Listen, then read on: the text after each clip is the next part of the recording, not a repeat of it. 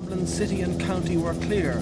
The 4 to 5 inches of snow which fell overnight having turned to slush during the morning.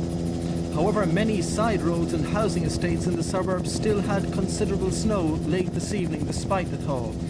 The main roads in and out of Dublin, while passable, had dangerous patches for much of the day.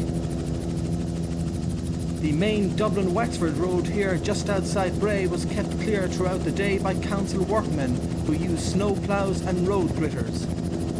But with freezing conditions expected again this evening, the Gardaí are warning drivers to be extremely careful tonight.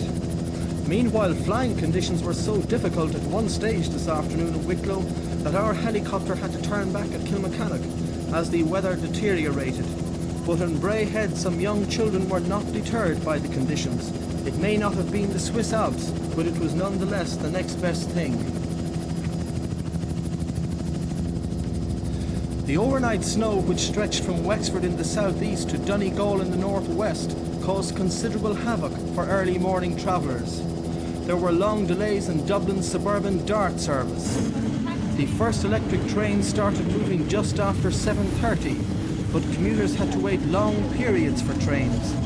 And when they eventually arrived, there was even more disappointment for the weary travellers.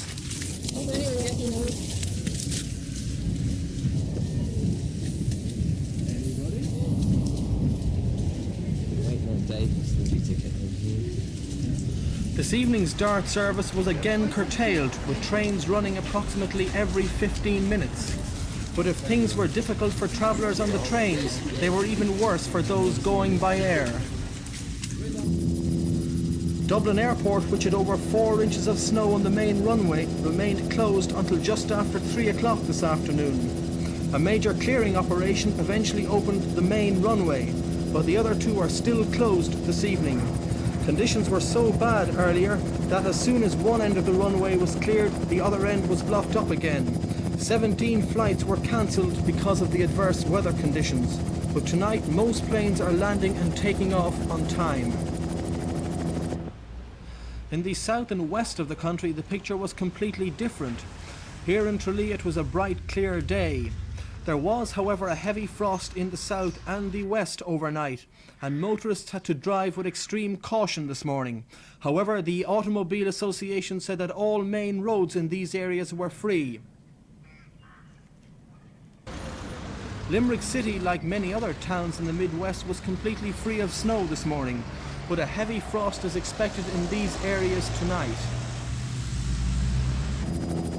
Back on the East Coast, perhaps the biggest sporting casualty of the bad weather so far was the postponement of the Rugby International between Ireland and England. And 2 words on the edge of Lansdowne pitch told all. The match was called off by rugby officials around 7:30 this morning, despite their best efforts to keep the grounds and terraces clear. Though the pitch itself was free of snow, when groundsmen pulled back the protective covers, it was felt that with the possibility of heavy frost tonight, that the terraces would still be in a dangerous condition tomorrow. And for the hundreds of English fans who had already made the journey to Dublin, the news of the cancellation came as a bitter blow. Excuse me, lads, can I ask you disappointed that the match has been cancelled? Yeah, it's very disappointed. Yeah. Not happy watching the game on Saturday.